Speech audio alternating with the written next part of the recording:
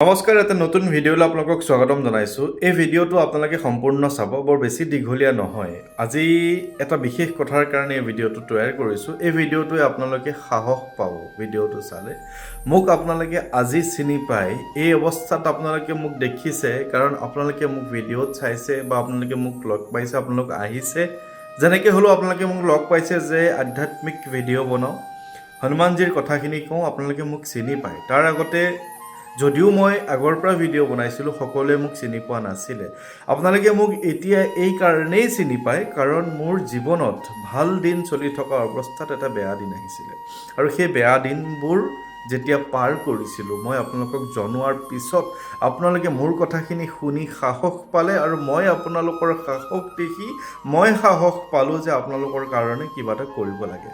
যাৰ বাবে হয়তো প্ৰভু ভগৱন্তৰ হনুমানজীৰ কৃপা আছিলে, যাৰ বাবে তেখেতৰ জ্ঞান গুণ মহিমাৰ প্ৰচাৰৰ দায়িত্ব সৰুকৈ হ'লেও ল'লোঁ। আপোনালোকে মোক প্ৰত্যক্ষভাৱে লগ পালে, নিমন্ত্ৰণ জনালে বা অন্য যিকোনো প্ৰক্ৰিয়াৰে লগ পালে, ফোনত কথা পাতিলে, যাৰ দ্বাৰা মোৰ প্ৰচাৰ বা গোটেই কথাখিনি বাঢ়ি গ'ল। আপোনালোকে মোক ভাল পাবলৈ ল'লে আৰু ভাল পোৱাৰ কাৰণেই আজি মোৰ এই অৱস্থাটো। কিন্তু এটা কথা মনত ৰাখিব যে মোৰ বেয়া দিন অহাৰ কাৰণেহে আপোনালোকে মোক চিনি পায়। মই 2013 চনৰ পৰাই ব্যৱসায়, আজি 13 বছৰ হ'ল মই ব্যৱসায় কৰি থকা।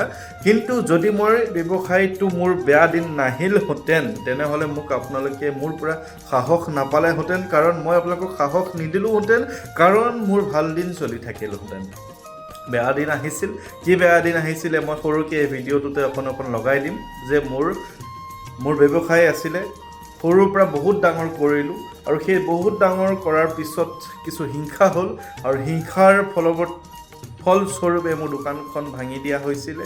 আৰু দোকানখন মই আকৌ কৰিলোঁ, মোৰ ব্যৱসায় আকৌ কৰিলোঁ, কিন্তু মোৰ যাতে স্মৃতিটো থাকি যায়, যাৰ বাবে মই সেই ভাঙি দিয়া দোকানখন মই পুনৰ নিৰ্মাণ কৰা নাছিলোঁ। কিন্তু এতিয়া আপোনালোকে যিহেতু বিভিন্নজন মোৰ ওচৰলৈ আহি থাকে, দেখিলে হয়তো ভঙা চিঙা অৱস্থাত দেখিলে ভাবিব পাৰে যে ই এনেকেই মিছা কথা কয়, কিন্তু মোৰ ব্যৱসায়টো সঁচাকৈয়ে ডাঙৰেই।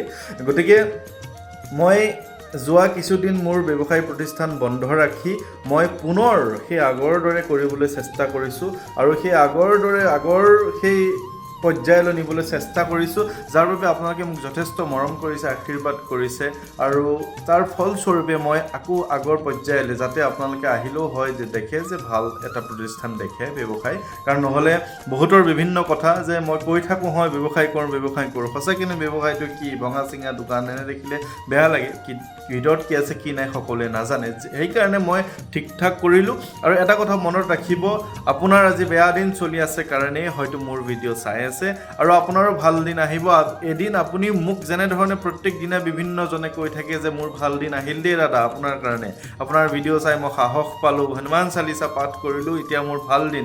ঠিক তেনেকৈ আপোনাৰো ভাল দিন আহিব। আপুনিও মোক এদিন ক'ব লাগিব, মই ডাঠি ক'ব পাৰিম যে হনুমান চালিচাৰ যিখিনি শক্তি, ইয়াৰ পিছত দিয়া ভিডিঅ'খিনি চাওক, আপোনাৰ মনটো বেয়া লাগিব আৰু তাৰপিছত মনটো ভাল কৰিব। এইকাৰণে যে মই বৰ্তমান আপোনালোকৰ লগত আছোঁ, মই সাহস দিবলৈ আছোঁ। মোৰ বেয়া দিনত কিন্তু কোনো নাছিলে।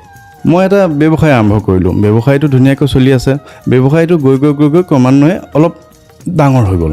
2023 চনৰ এইখিনি সময়ে আগষ্ট ছেপ্টেম্বৰ মাহতে মোৰ দোকানত বহুত ডাঙৰ এটা ক্ষতি হৈছে। সেইখিনি মই এতিয়া নকওঁ, কিন্তু বহুত এটা টকাৰ ক্ষতি হৈছে, য'ত মোৰ মূলধনখিনি প্ৰায় নোহোৱা হৈ গৈছে। এতিয়া ব্যৱসায় বুলি ক'লে মূলধনেই এইটো মেইন। আকৌ মাৰ্চ মাহত কি হ'ল, মোৰ ঘৰৰ আৰু দোকানৰ সন্মুখেদি এটা চৰকাৰী নলা আহিছে। চৰকাৰী নলাটো হ'ব লাগে 26 ফুটত, কিন্তু চৰকাৰী ঠিকাদাৰে কৈছে যে আমি 2 ফুটলৈকে ৰেহাই দিব পাৰোঁ, সেইটো আমাৰ হাতত ক্ষমতা আছে। কিন্তু মোৰ গাঁৱৰ মানুহে কৈছে যে দৰকাৰ হ'লে ইয়াৰ দোকানখন ভাঙি যাওক, কিন্তু 26 ফুটতে নলাটো হ'ব লাগিব। এতিয়া মাৰ্চ এণ্ডিঙৰ সময়ত মোৰ দোকানখনৰ সন্মুখভাগটো একেবাৰে ভাঙি দিলে। একেবাৰে শেষ।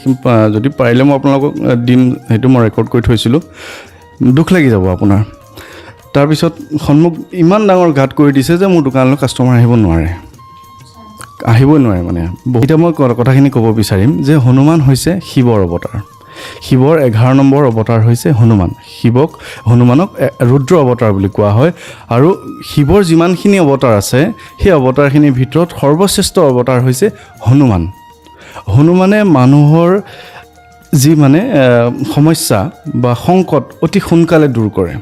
ৰিজাল্ট খুব সোনকালে পায়। যেনেকৈ শিৱক আপুনি সন্তুষ্ট কৰাটো অকণমান সহজ, তেনেকৈ হনুমানকো মানে সন্তুষ্ট কৰাটো সহজ। আপোনালোকে যদি সঁচাকৈ বহুত বেছি সমস্যাত ভুগিছে, খুব বেছি সমস্যাত ভুগিছে, কেনেও উপায় পোৱা নাই, আপুনি এবাৰ হনুমান চালিচাখন পঢ়ক। হনুমান ইমান শক্তিশালী, হনুমান চালিচাৰ ইমান শক্তি আছে, আপোনাক কোনোবা নহয় কোনোবা এটা আপোনাৰ বাট দেখুৱাবই। এতিয়া সেইকাৰণে মই ভাবিছোঁ যে হয়তো মোৰ যোগেদি ভগৱানক পাব পৰা এটা ৰাস্তা কাৰোবাৰ কাৰণে মুকলি হৈছে। কিন্তু